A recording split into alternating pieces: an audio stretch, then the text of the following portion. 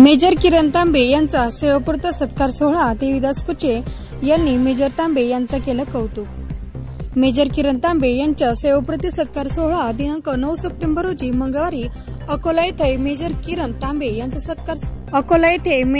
तांबे यांचा सत्कार सोहळ्यासाठी उपस्थित असलेले राजकीय क्षेत्रातील पदाधिकारी देवीदास कुचे, शिवसेना जिल्हाध्यक्ष भाऊसाहेब घुगे, गजानन गीते, भानुदास घुगे, बद्रीनाथ पठाडे, अनिल कोलते, गेवरे बाजार जिल्हा परिषद गटाचे कैलास अण्णा चव्हाण, भगवानराव मदन, महादू गीते, राजू थोरात, ज्ञानेश्वर तांबे, विष्णू धायवर, परमेश्वर नायकवडे, श्रीराम कान्होरे, शिवकन्या तांबे तसेच अकोला येथील सरपंच, उपसरपंच, ग्रामपंचायत सदस्य, ग्रामविकास अधिकारी, अकोला येथील संपूर्ण तांबे परिवार, गावातील महिला, पुरुष, नवतरुण व वृद्ध यांनी गावामध्ये भव्य मिरवणूक करून सत्कार समारंभाचा कार्यक्रम व मेजर तांबे यांच्या कार्यक्रमाला उपस्थित होते। इतिहास होता है, लेकिन हमारे मेजर जहाँ जहाँ भी गए वहाँ इतिहास ही बना के आए। असे साइटेशन पुरस्कार मानकरी आमचे मेजर किरण दादाराव तांबे यांना मी अशी विनंती करतो की त्यांनी आपलं थोडक्यात मनोगत व्यक्त करावं, आपले अनुभव आपल्या गावकऱ्यांना, पाहुणे मंडळींनी या ठिकाणी सांगावे आणि हा सत्कार, हे मनोरंजन झाल्यानंतर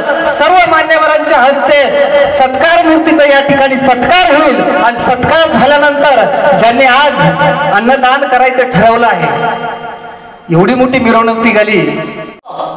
ईट का जवाब जेव्हा हिंदुस्थानने पाकिस्तानला दिलं त्याचं नाव सिंदूर ऑपरेशन पडलं।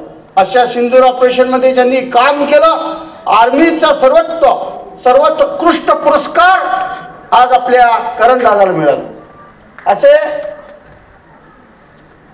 आणि त्यांनी 2004 मध्ये जॉईनिंग झाली। भारताच्या अनेक घटक राज्यामध्ये त्यांनी काम केलं, मग तो मिझोराम असेल, सिक्कीम असेल, महाराष्ट्र असेल, जम्मू काश्मीर सारख्या ठिकाणी त्यांनी काम करून सर्वोत्कृष्ट काम त्यांनी काम केल्याचं आपल्या समोर आज त्यांनी चांगलं काम केलं म्हणून आपण त्यांचा सत्कार करतोय। त्याचा फायदा इथल्या तरुणांनी घ्यायला पाहिजे।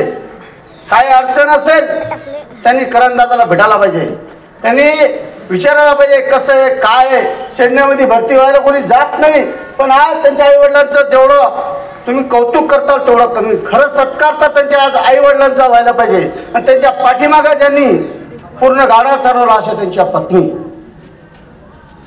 फॅमिली त्याग, परिवाराचा त्याग, हे सगळं ज्या लोकांमध्ये आहे तेच लोक ही लाईन पकडतात आर्मीची।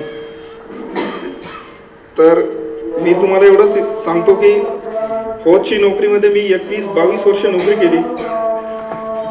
माझा प्रवास एवढा हे राहिला, खडतर राहिला, म्हणजे फॅमिलीपासून एवढं कनेक्ट नव्हतं, पण माझी फॅमिली, स्वाती, आई वडील, गावातील जे मंडळी यांच्याशी मी कॉन्टॅक्टमध्ये राहायचो, कधी बी बोलायचो काय चाललं, कसं चाललं इकडे गावाकडं, ते सांगायचे ठीक आहे, म्हणजे हे मिळायचं, पोटेन्शियल मिळायचं की भाई नोकरी करायला काय काय हे असतं पुढं म्हणून।